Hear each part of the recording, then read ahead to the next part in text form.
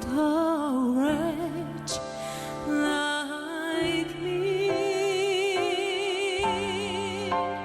I once was lost, but now am found. Was blind, but now I see. Touch grace that taught my heart to fear, and grace my fears relieved. How precious did that grace appear the hour I first believed.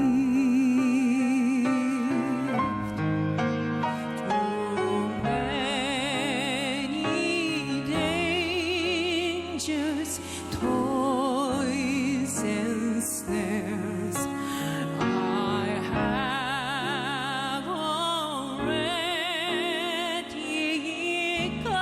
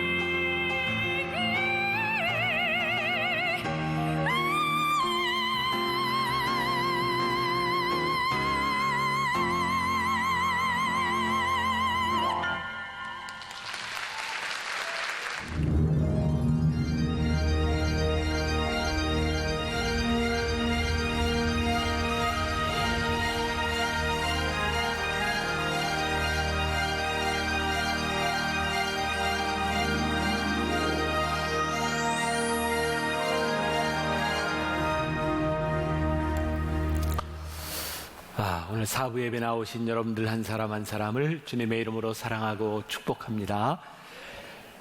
제가 지난주 설교하면서 그런 이야기를 했는데 저는 제일 기쁜 이야기 가운데 하나가 우리 교회를 방문했던 사람들이 저에게 이런 이야기 하는 거예요. 만나교회 예배를 참석했더니 교인들의 표정이 너무 밝고 행복해 보여요. 이런 이야기를 들으면 너무너무 기분이 좋습니다. 행복한 표정. 은혜에 대한 이야기를 계속 나누고 있고요. 이번 주에는 모두에게 필요한 은혜, 이런 제목으로 말씀을 나누려고 합니다. 지난주에는 우리가 은혜를 흘러보내는 하나의 방편으로 MMP 교회, 우리나라의 좀 어려운 교회들을 함께하는 그런 이야기였고, 오늘은 이제 광고 이상 더 이야기는 안 하겠지만 영상에서 봤던 것처럼 8년 전에 우리 교회에서 시작한 월드 휴먼 브릿지라고 하는 NGO 단체를 통해서 우리들이 하고 있는 일들이 얼마나 또 이제 감사한 일인가, 그런 것도 한번 생각할 수 있는 기회가 되었으면 좋겠고요. 특별히 우리 이제 청년들, 참 많은 일들을 우리가 교회 이름으로 하지 않고 일반 NGO의 이름으로 여러 가지 일들을 합니다. 여러분들이 좀 잘 동참해서 굳이 만나교회라고 이야기하지 않고 교회라고 이야기하지 않아도 하나님의 은혜를 이렇게 퍼뜨리는 일을 우리들이 함께 했으면 좋겠다 하는 마음이 듭니다. 모두에게 필요한 은혜, 오늘 본문 말씀을 가지고 이렇게 해석해 나가는 것이 아니라 본문 말씀이 이야기하는 이 은혜가 어떤 은혜인지를 우리들이 이야기로 좀 풀어가려고 합니다. 안양에 있는 안양감리교회 이명택 목사님이 쓴 희망을 건져 올려라 라고 하는 책이 있습니다. 이 책에 유명한 뮤지컬 버스에 대한 이야기가 나오면서, 저는 버스라는 뮤지컬은 못 봤고요, 이 책을 통해서 스토리를 그냥 보게 되었습니다. 스위스의 한 동네에 있었던 그 실화를 바탕으로 만든 뮤지컬이 버스라고 합니다. 스위스도 우리나라처럼 이렇게 산이 많은 나라죠. 어느 동네에 산길을 이렇게 버스가 이렇게 내려오게 되었는데 브레이크 고장이 납니다. 되게 우리가 이제 설악산이나 이런 데 넘어갈 때도 종종 내려가는 길목에 혹시 브레이크가 고장 났을 때 차를 이렇게 받을 수 있도록 이렇게 만들어 놓은 곳들이 있습니다. 내려오는데 양쪽이 다 낭떠러지인데 브레이크가 고장이 났고, 이제 버스 운전사는 옆에 있는 건초더미 위로 버스를 이렇게 가서 받아야 살 수 있는 상황이 되었습니다. 그래서 그 건초더미 위로 버스를 이렇게 받으려고 하는데 거기에 한 어린아이가 놀고 있는 거예요. 짧은 순간에 중요한 결정을 해야 되는 것이었고요. 결국 버스 운전사는 아이를 치고 건초더미에 버스를 대고 안에 있는 승객 7명이 다 삽니다. 살아남은 승객들은 아이를 부둥켜 안고 울고 있는 버스 운전사에게 두 가지 반응을 보입니다. 하나는 아이를 가슴에 부둥켜 안고 울고 있는 그 버스 운전사와 함께 우는 사람들이 있고, 또 하나는 버스 운전사를 향해 손가락질하는 사람이었습니다. 가엾은 어린아이를 저렇게 무참하게 죽일 수 있는가. 그런데 한 이야기를 듣고 사람들은 아무 말도 할 수가 없었습니다.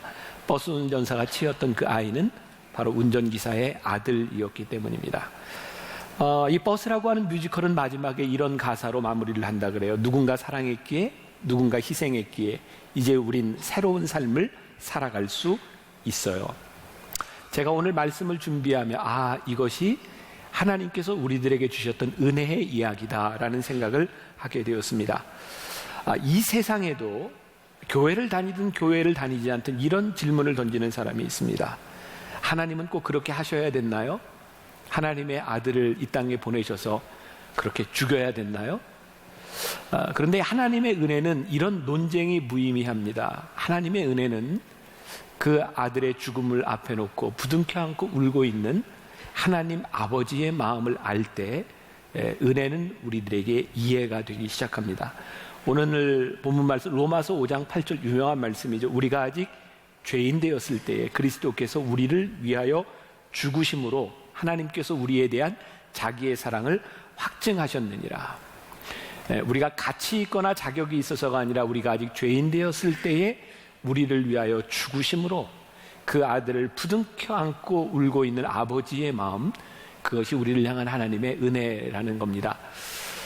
우리는 누군가 이런 이야기를 합니다. 저 사람에게는 은혜가 필요해.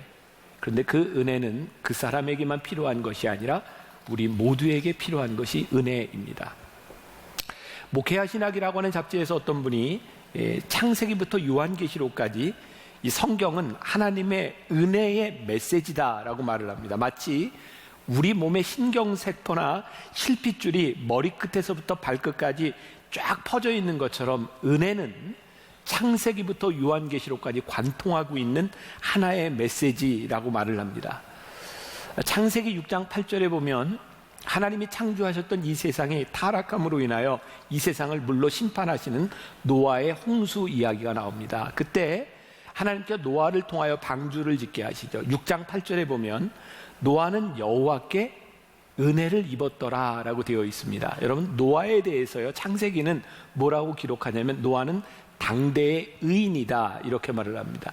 근데 성경은 노아가 얼마나 의인이었는가를 자랑하지 않습니다. 그는 의인이었는데 중요한 것은 그가 하나님의 은혜를 입었다는 겁니다.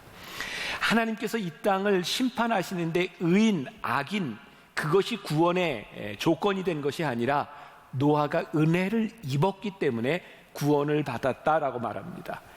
성경 창세기 12장부터는 우리가 잘 아는 족장들의 이야기가 나옵니다. 아브라함, 이삭, 야곱, 요셉.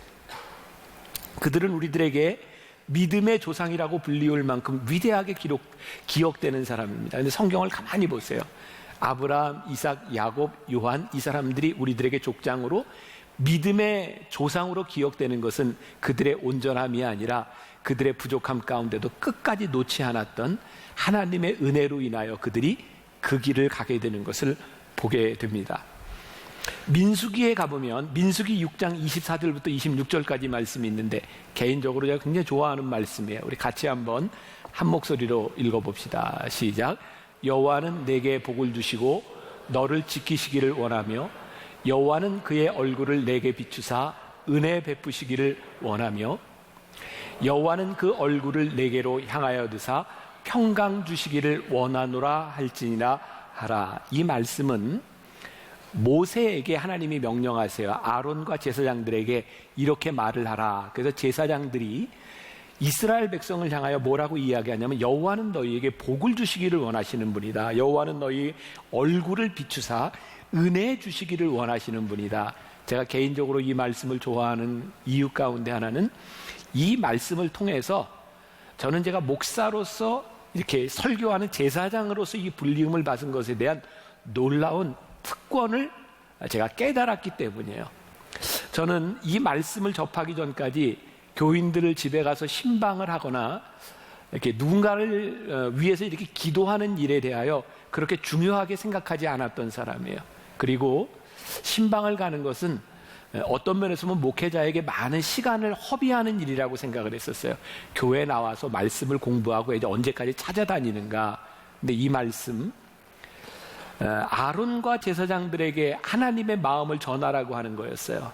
하나님께서 너희에게 복을 주시기를 원하고 은혜 베푸시기를 원한다고 하는 말씀을 전하는 것, 기도하는 것이 얼마나 큰 특권인가를 저에게 깨닫게 한 말씀이기도 합니다. 이 민수기의 말씀은 이스라엘 백성들이 출애굽한 이후에 주신 말씀이에요.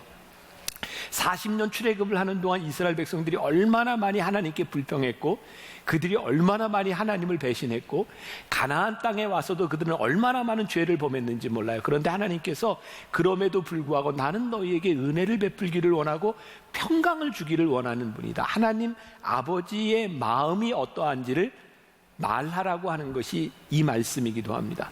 여러 가지 말씀들, 예언서에도 수많은 은혜에 대해 말씀들이 있는데 이제 신약으로 넘어오면 요한복음 1장 14절에 이 땅에 오신 성육신하신 예수님의 이야기가 나옵니다. 요한복음 1장 14절 같이 봉독해 볼까요?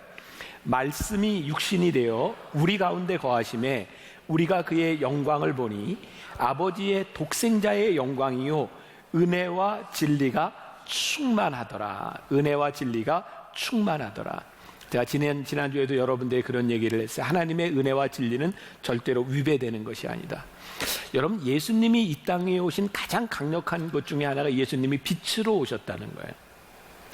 빛은 어둠을 물리치는 것이고 빛이 있는 곳에 더러움들이 드러납니다. 그러니까 예수님의 진리의 빛은 아모스 선지자가 이야기한 것처럼 정의가, 공의가 하수처럼 흘러가는 거예요. 물처럼, 강물처럼 흘러가는 거예요. 그러니까 예수님의 말씀이 있는 곳에 진리가 드러나야 되는 거죠. 여러분들 시대에는 잘 알지 못하지만 사실 우리나라 근대화 민주화에 가장 중요한 역할을 했던 것들이 우리 크리스찬 젊은이들과 목회자들이 참 많았어요. 민주화 운동을 하던 사람들 중에. 왜? 말씀으로 이 시대에 있었던 군부 독재들을 그냥 보고 있을 수 없었기 때문이죠. 그러니까 말씀은 진리를 드러나게 하고 정의가 하수같이 흐르는 것이 진리입니다.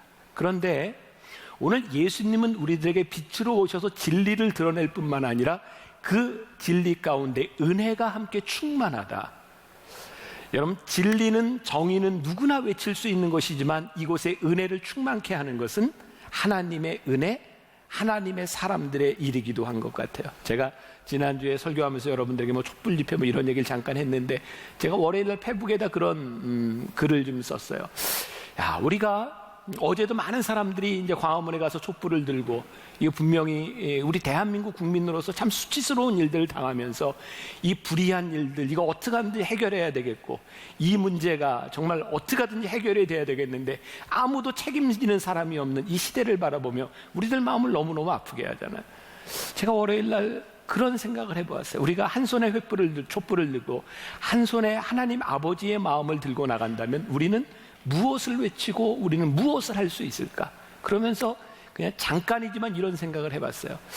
우리가 촛불을 들고 많이 이렇게 광화문으로 이렇게 나가는데 우리 크리스찬들은, 내가 전 교인에게 문자를 보내서 한번 맨날 몇 시 우리 촛불을 들고 교회로 모이세요.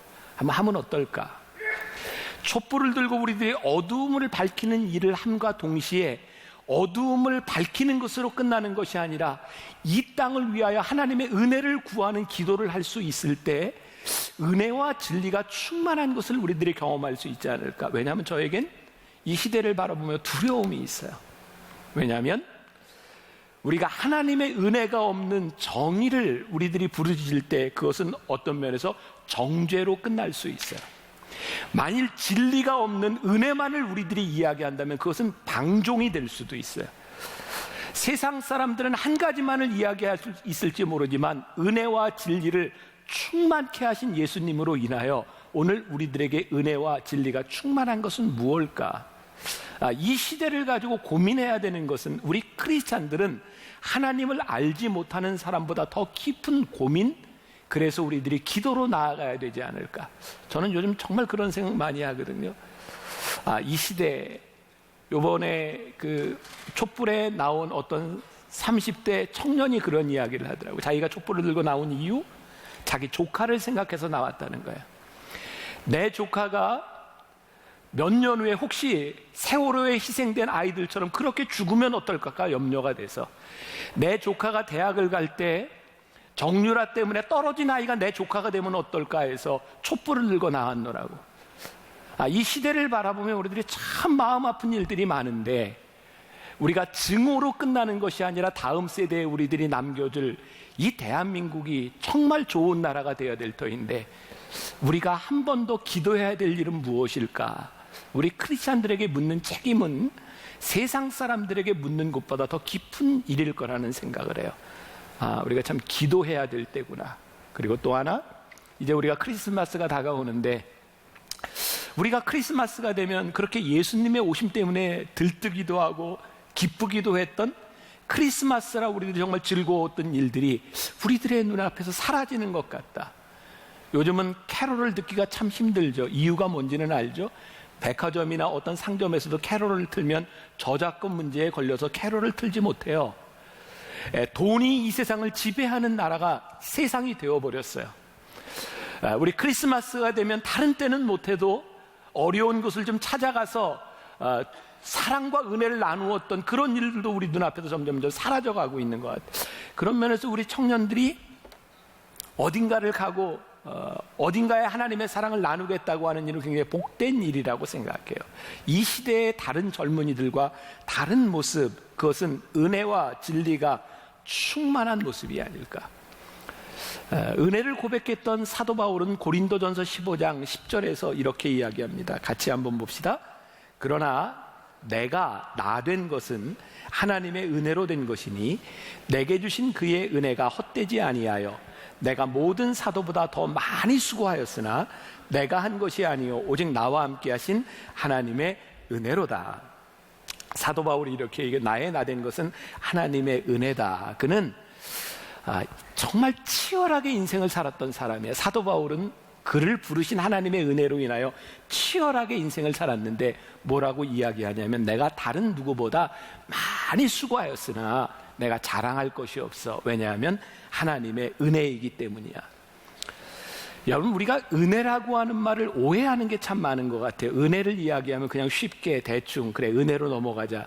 그것이 은혜가 아니에요. 은혜는 단순히 우리의 인생을 쉽게 살아가는 것, 그냥 포기하거나 그냥 감싸는 차원의 문제가 아니라 우리들의 삶을 치열하게 만들어주는 게 은혜라는 거예요. 내가 하나님의 은혜를 알기 때문에 그렇게 살아갈 수밖에 없는 그 고백, 그렇게 치열하게 살았음에도 불구하고 내가 자랑할 것이 없음은 하나님의 은혜입니다. 얼마 전 제가 수업하는 대학원생들을 데리고 어떤 교회를 탐방했을 때예요. 젊은 목사님인데 교회에 정말 어려운 교회 부임해서 목회를 열심히 해서 교회가 성장도 했고 교회가 많이 안정이 됐어요. 이제 40을 간 넘긴 목사님이 몸이 아파서 많이 힘들어해요. 그러면서 그렇게 얘기를 해요. 내가 얼마나 열심히 살았는지 내 삶의 120%를 산 것 같습니다. 그런데 요즘 몸이 안 좋아서 조금 슬로우 다운하고 교회 성장이라고 하는 것은 너무 조급해하지 않으면서 이제 내 인생의 80%쯤 사는 것 같습니다. 그랬더니 많이 편안해지더라고. 젊은 학생들에게 그렇게 이야기를 하더라고요.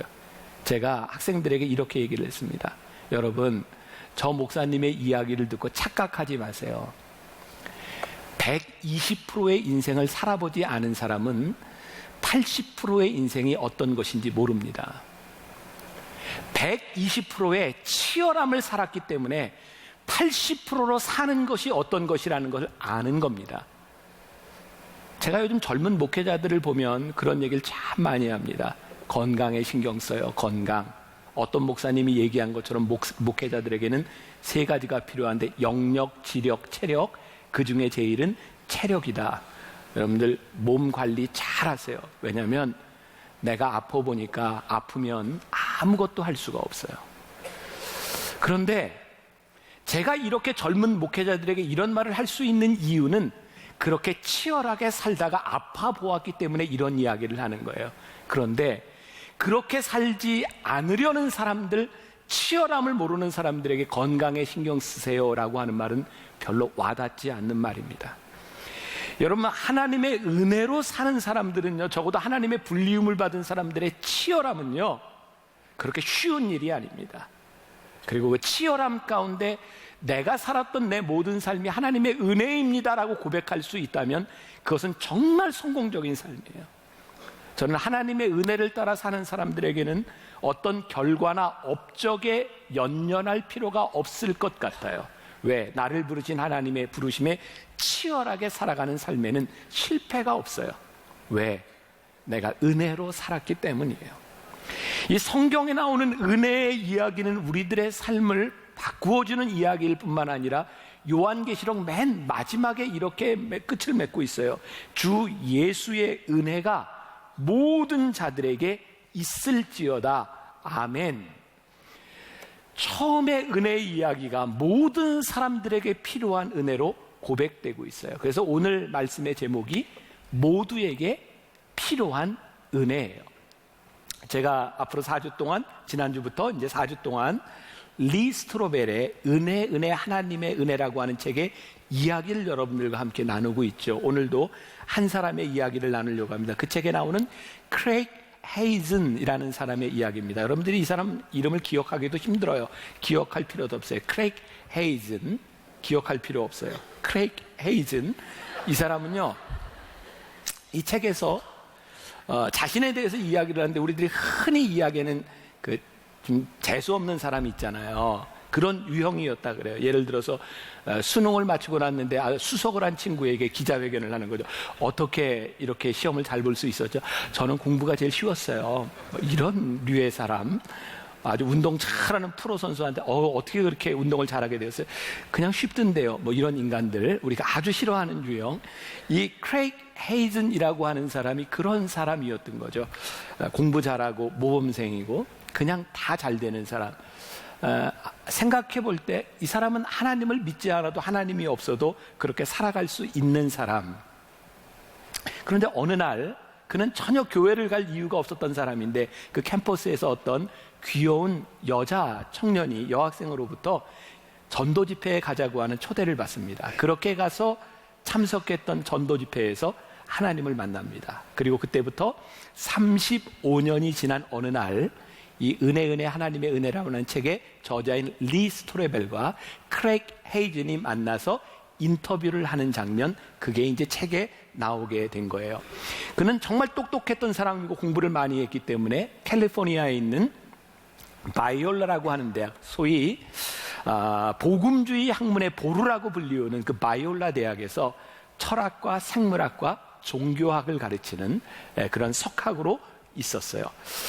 리 스토레벨과 함께 두 가지의 문제를 가지고 논의를 하게 됩니다. 하나는 착한 사람들에게는 어떻게 은혜가 필요한지, 두 번째는 이 땅에는 다른 종교를 가지고 있는 사람들이 참 많은데 그들에게 은혜는 무엇인지, 아마 여러분들에게도 동일한 고민일지도 몰라요. 착한 사람들에게도 정말 은혜가 필요한가요? 여러분, 착한 사람은요, 예수를 안 믿어도 착하지 않아요? 여러분들 친구들 보면 착한 애들은 예수 안 믿어도 착하죠. 또 하나, 아주 못된 것들은 예수를 믿어도 좀 못되지 않았어요? 성격이 나쁜 것들은요, 잘 안 고쳐져요. 성품이 쉽게 변하는 게 아닙니다. 이상하죠? 예수를 믿어도 나쁜 사람은 나쁜 성향이 많이 있어요. 착한 사람은 예수를 안 믿어도 착한 겁니다. 이것은 은혜에 대한 문제가 아니라 착한 사람은 그냥 착한 거고요, 못된 사람은 못된 겁니다. 근데 성경은 착하고 나쁘다 이것으로 구별하는 것이 아니라 모든 사람에게 은혜가 필요하다고 이야기를 합니다. 은혜는 착하고 나쁘고 정도의 차이를 말하는 것이 아닙니다. 헤이즌 박사가 이야기하려고 하는 것들 제가 좀 요약하려고 하는데, 다른 모든 종교에는요, 자비와 긍휼이라고 하는 개념이 있어요. 잘못한 것 용서합니다. 그런데 은혜의 개념이 없어요. 은혜는 단순히 잘못한 것을 용서해주는 자비와 긍휼이 아닙니다. 은혜는 우리들에게 완전한 용서를 줄 뿐만 아니라 영원한 삶을 우리들에게 선물로 주는 거예요. 이런 예를 듭니다. 어떤 잘못한 아이를 부모가 용서해 준다, 그것은 은혜가 아닙니다. 근데 이 잘못한 놈을 용서해 줄 뿐만 아니라 아이스크림까지 사줘요. 그것이 은혜라는 거예요. 여러분, 은혜는 두 가지 굿뉴스와 배드뉴스가 있습니다. 굿뉴스는 뭐냐면, 아무리 우리들이 노력을 해도 얻을 수 없는 것이 은혜인데, 하나님께 은혜를 구하면 우리의 노력이 아니라 하나님이 우리들에게 선물로 주신다는 거예요. 그것이 은혜의 굿뉴스고요. 배드뉴스는 우리들이 죄를 이해하지 못하고 죄를 인정하지 않는 한 은혜의 개념도 결코 이해되지 않는다는 거예요. 헤이즌 박사는 그의 책에서 이렇게 얘기를 합니다.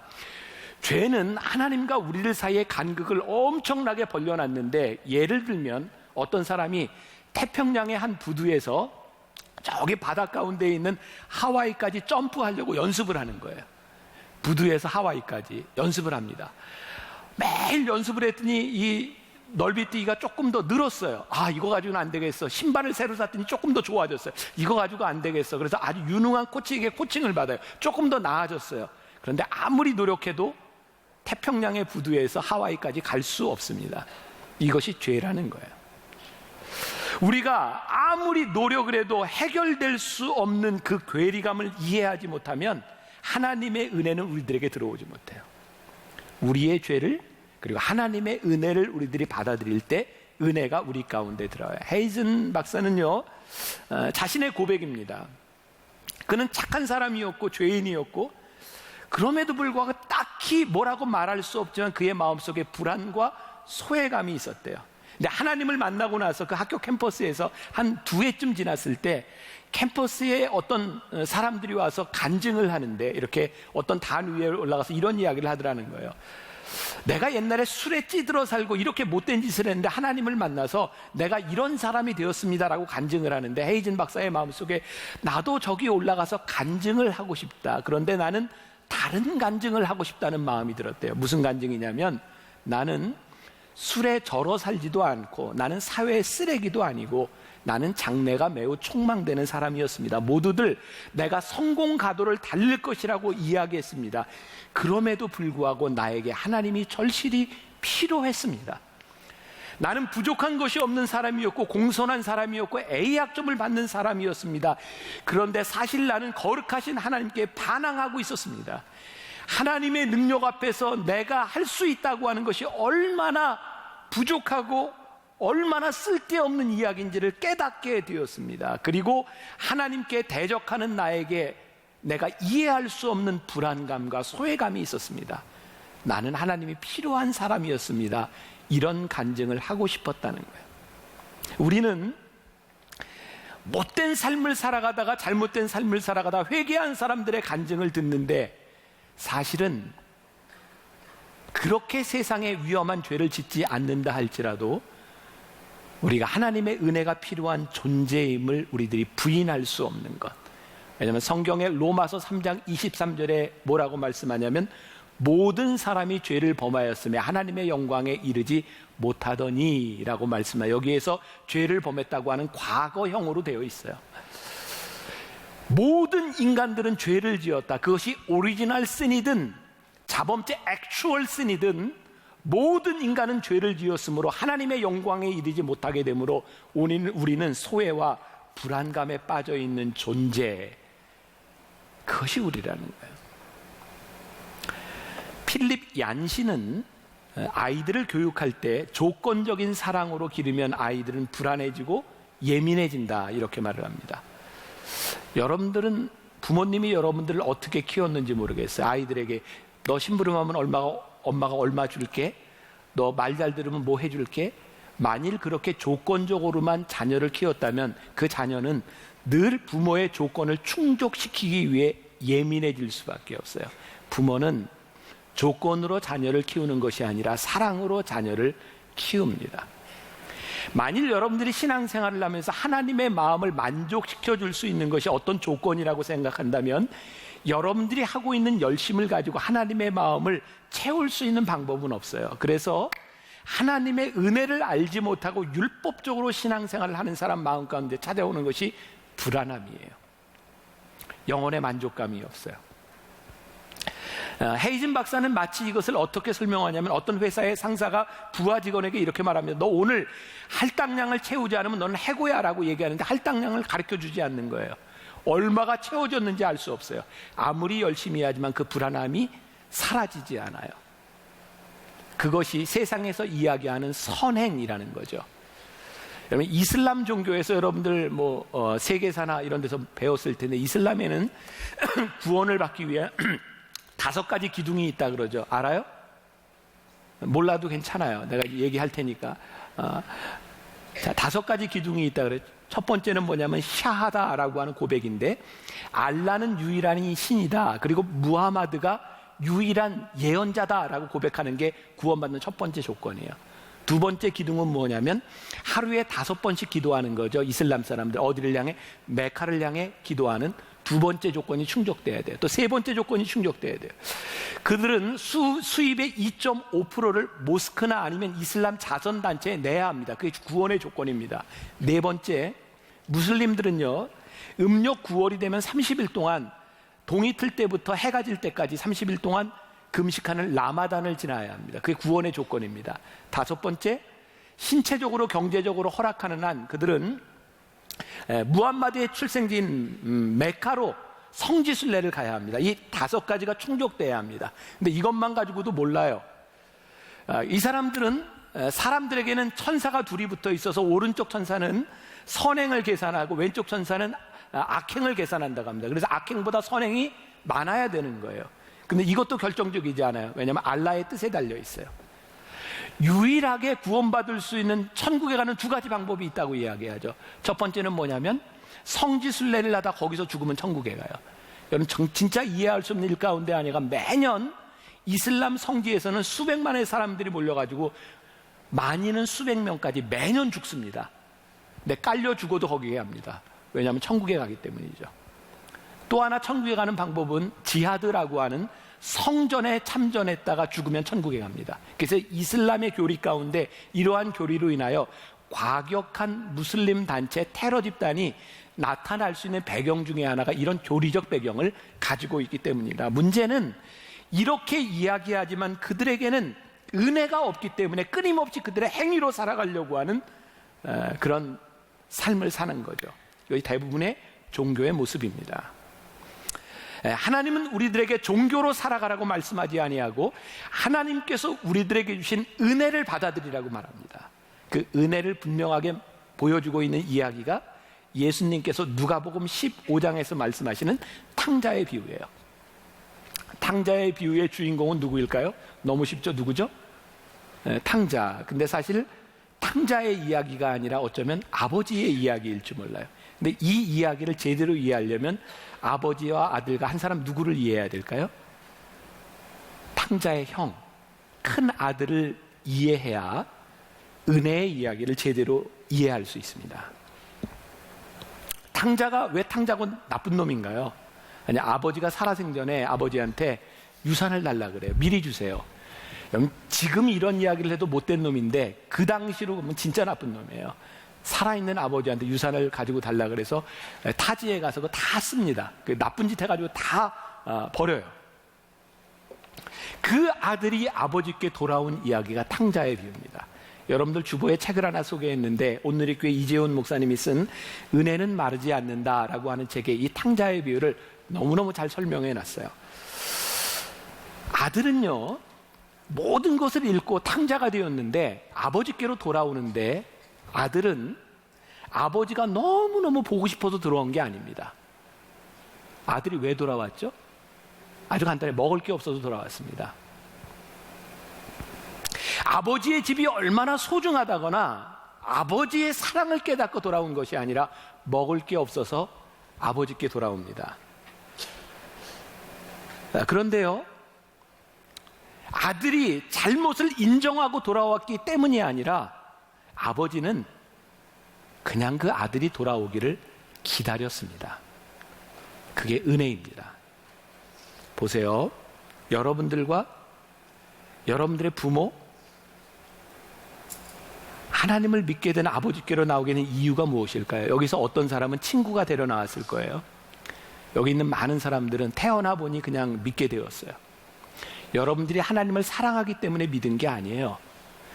이 중에 어떤 누구는 정말 인생의 어려운 문제를 가지고 그 문제를 해결하기 위해서 하나님께 나왔을 겁니다.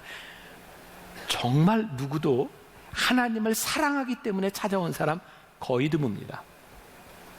하나님을 찾는 이유와 동기가 다 다릅니다. 중요한 것은 우리의 이유와 동기의 문제가 아니라 하나님이 우리를 기다리고 계셨다. 그것이 우리들에게 은혜입니다. 근데 그렇게 하나님께 돌아와 아버지의 은혜를 경험한 우리들, 그 작은 아들을 위해서 아버지는 잔치를 베풀어 줍니다. 소를 잡고 잔치를 베풀어 주는데 이 돌아온 탕자인 이 아들은 그 잔치를 누리지 못합니다. 왠지 아세요? 아버지에게 얘기합니다. 아버지, 저는 자격이 없어요. 나는 종이라도 좋습니다. 그리고 아버지가 잔치를 베풀어 주는데 그 잔치를 누리지 못합니다. 이 아들과 같이 우리 중에 참 많은 사람들이 하나님의 은혜를 받았음에도 불구하고 은혜를 누리지 못하고 살아갑니다.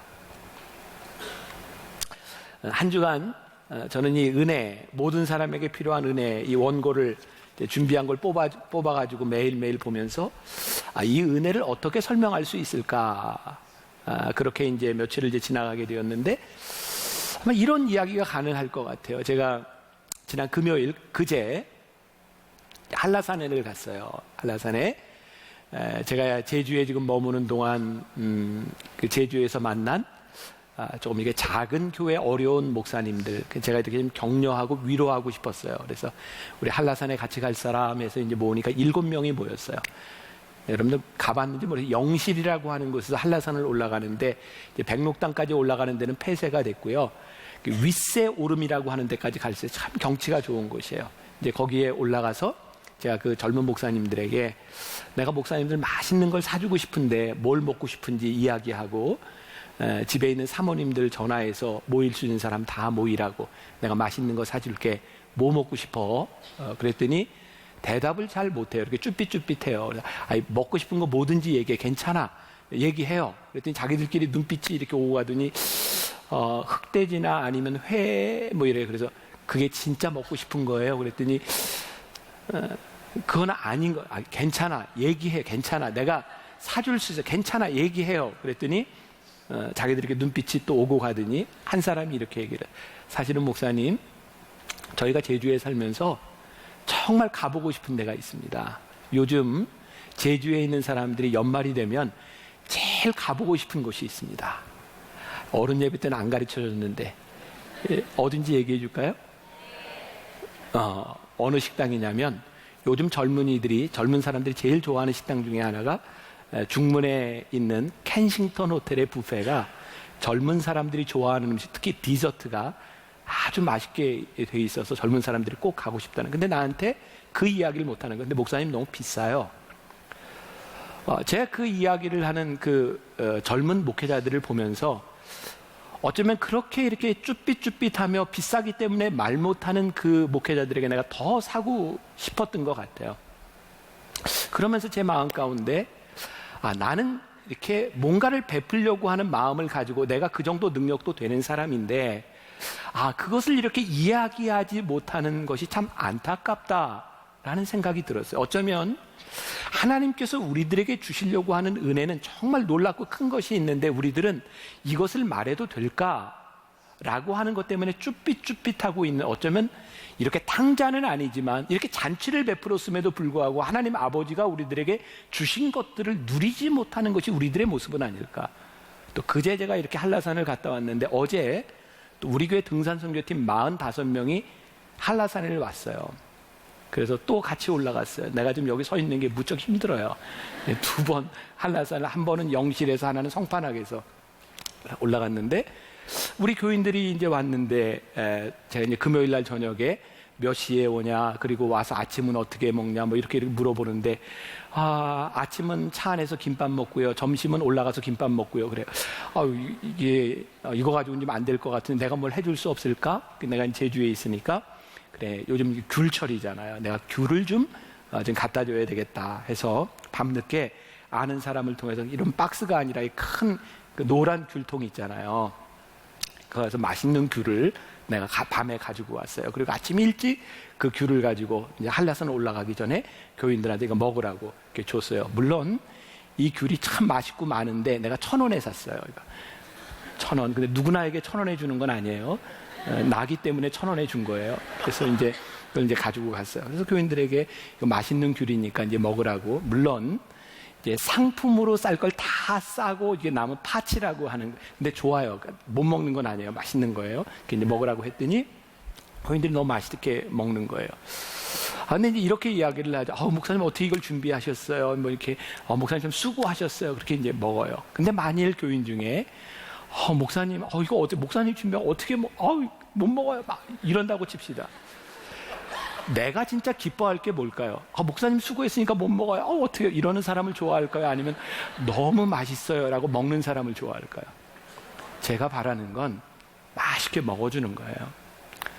아니, 담임 목사가 교인들을 위해서 그 정도 수고 못합니까? 1,000원인데.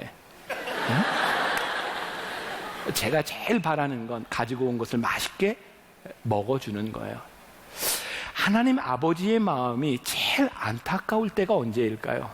돌아온 자식을 위해 잔치를 베풀었는데 나는 자격이 없노라고, 나는 아들이라 불릴 자격이 없노라고 그 잔치를 누리지 못하는 아들을 보며 하나님 아버지는 마음이 참 안타까울 거예요. 또 하나의 문제는 자격이 없다고 생각하며 누리지 못하는 이 아들만 문제가 아니라 그 작은 아들, 자기의 동생을 바라보며 내 동생이라고 말하지 못하고 아버지를 향하여 당신의 아들이라고 이야기하는 큰 아들의 문제예요. 그도 역시 하나님의 은혜를 누리지 못해요. 잔치를 기뻐하지 못해요. 여러분, 렘브란트가 그린 탕자의 귀향이라고 하는 그림이 있어요. 제가 수년 전에 피터스버그죠. 그 에르미타지 박물관에 갔을 때, 이 렘브란트의 그림이 에르미타지 박물관에 있어요. 그 이야기를 듣는데, 특히 렘브란트 같은 경우는 그림을 그릴 때 이런 빛을 가지고 많이 이렇게 묘사를 해서 무엇이 중요한지, 아버지가 아들을 이렇게 안고 있는 이 손의 등도 중요하지만 저기 바라보고 있는 한 사람이 있어요. 그게 형입니다. 저 얼굴은 분노에 차 있고요, 시기와 질투 어린 눈으로 아버지를 바라보고 있습니다. 렘브란트는 탕자의 귀환을 기뻐하는 아버지와 함께 기뻐하지 못하는 그 형의 모습을 그려주고 있어요. 왜 형은 저런 표정을 지었을까요? 자기의 동생을 바라보며 이놈은 자격이 없는 놈이라고 생각하고 있죠. 나보다 못한 놈이라고 생각하고 있습니다. 이 큰아들 역시 아버지를 아들로 생각하지 못하고 아버지와 함께 일하며 나에게 대우하지 못한 아버지에 대해서 불평하고 있어요. 그는 아들로서의 권한을 누리지 못하고 살았어요. 작은 아들은 자격이 없기 때문에 잔치에 참여하지 못했고, 큰 아들은 그 동생을 바라보며 자격이 없는 놈이라고 교만하여 그 잔치를 기뻐하지 못해요. 오늘 우리들에게 있는 두 가지의 모습입니다. 스스로 자격이 없다고 생각하는 모습이나 저 사람은 은혜를 누릴 만한 자격이 없다고 생각하는 거죠. 성경은 우리들에게 이야기합니다. 너에게 하나님의 은혜가 필요했듯 그 누군가에게도 하나님의 은혜가 필요하다. 은혜가 나에게 선물이었다면 그 누군가에게도 은혜는 동일한 선물이 되어야 한다라고 말씀합니다. 다른 종교에서는 아니, 하나님을 종교적으로 믿는 우리들에게는 끊임없이 무언가를 하라고 이야기합니다. 근데 성경은 하나님의 은혜는 우리들에게 뭐라고 얘기하냐면 done, 이미 다 이루었다고 말씀합니다. 우리는 은혜를 받기 위하여 무언가를 하는 사람이 아니라 하나님이 이루어주신 은혜의 삶을 살아가는 겁니다. 오늘 여러분들에게 아주 중요한 도전을 주는 거예요. 여러분은 하나님 앞에 은혜를 받은 자로 살아갑니까? 아니면 은혜를 받기 위해 노력합니까? 사도 바울은 하나님의 은혜를 받은 자로 살아가며 인생을 치열하게 살았어요. 나의 나된 것은 하나님의 은혜구나. 내가 다른 어떤 사도보다 수고하였으나 그것은 하나님의 은혜로구나. 그래서 그는 은혜를 흘려보내요. 은혜의 통로가 돼요. 저는 만나교회 담임 목사가 돼서 여러 가지 이제 활동들, 프로그램들의 이름을 짓는데 브릿지라고 하는 이름을 여러 개 넣었어요. 월드 휴먼 브릿지도 세상과 하나님을 연결하는 다리가 되어야 되겠다. 우리가 하고 있는 BTD 영성훈련도 브릿지 트레스티아스, 제가 그렇게 이름을 지었어요. 하나님과 우리들 사이에 브릿지를 만들어주는 영성훈련. 우리를 부르신 이유가 은혜의 도구로 우리를 부르셨다면 우리들이 거기에 합당한 삶을 살아야 하지 않을까. 여러분들, 세상 사람들은, 저도 그래요, 보험을 몇 개 들었어요. 인슈어런스, 만약을 대비해서 우리들이 보험을 들어요. 보상을 받으려고 합니다. 많은 사람들이 종교적으로 하나님을 믿으면 보험을 드는 심정으로 믿어요. 근데 하나님은 우리들에게 보험이 아니에요. 어슈어런스예요. 확신이에요. 우리들에게 이미 은혜를 주셨으므로 그 은혜의 확신을 가지고 살라고 우리들에게 말씀하세요. 은혜의 삶을 사는 것이 은혜를 흘려보내는 거예요. 은혜의 통로가 되는 거예요. 한 주간 여러분들에게 주는 도전과 미션이에요. 고민하며 사세요. 하나님이 나를 은혜로 불러주셨다면, 내가 은혜 가운데 산다면 내가 흘려보내야 될 은혜는 무엇이고 은혜의 통로는 무엇일까? 이게 여러분들에게 한 주간의 미션이 되었으면 좋겠어요. 그리고 은혜를 받은 자로 합당하게 누리세요. 우리들에게 잠시 근심이 찾아오지 않을 수는 없어요. 우리들에게 환난이 있을 수도 있어요. 그러나 우리들에게 주신 은혜로 말미암아 우리들이 은혜를 누리는 것, 그리고 이 젊은 세대에게 우리에게 맡겨주신 이 나라 대한민국을 바라보며 우리들이 믿지 않는 사람보다 한 가지 더 고민하고 하나님께 기도해야 될 것, 하나님 이 땅 위의 정의와 더불어 하나님의 은혜가 흐르는 진리와 은혜가 충만한 민족이 될 수 있도록 우리들이 살아야 될 책임을 우리들이 가지고 있는 거예요. 저는 여러분들보다 선배 세대잖아요. 한 제너레이션 위에요. 여러분들에게 정말 미안하죠. 특히 여러분들뿐만 아니라 저는 목회자가 되려고 하는 신학생들에게 참 미안해요. 우리 세대가 잘못 살아서 교회가 참 힘들어졌구나. 그런데 지금 우리 세대가 잘못 살아 이 대한민국이 참 힘들어졌구나. 그러면 다시 은혜와 진리가 충만한 나라, 충만한 교회가 되기 위해서는 여러분들이 감당해야 될 몫이 있는 거예요. 여러분들의 다음 세대에게 물려질 신앙의 유산. 이 나라 대한민국 참 멋진 나라예요. 여러분들이 생각하는 것보다. 누군가 그런 얘기 하더라고 지난주에. 우리 대한민국 역사 5,000년, 반만년 역사 가운데 중국인을 깔봤던 때가 지난 30년밖에 없었대요. 여러분 그거 아세요? 우리가 중국을 내려다봤던 건 딱 30년밖에 없습니다. 5,000년 역사 가운데. 우리나라와 같은 이런 상황에서 여러분들이 이런 대한민국에 산다고 하는 건 정말 기적과 같은 일입니다. 근데 그 기적을, 이 축복을 여러분들 다음 세대에 여러분들 물려줘야 돼요. 우리들에게 주신 책임입니다. 전 그래서 교회가 이 땅의 소망이라고 생각하거든요. 건물 교회가 소망이 아니라 하나님의 은혜가 충만한 교회에 몸담고 있는 우리 크리스찬들이 소망입니다. 이 세상에 여러분들이 소망이고 여러분들이 은혜의 도구가 될 수 있도록 한 주간 기도하며 승리할 수 있기를 주님의 이름으로 간절히 축원합니다.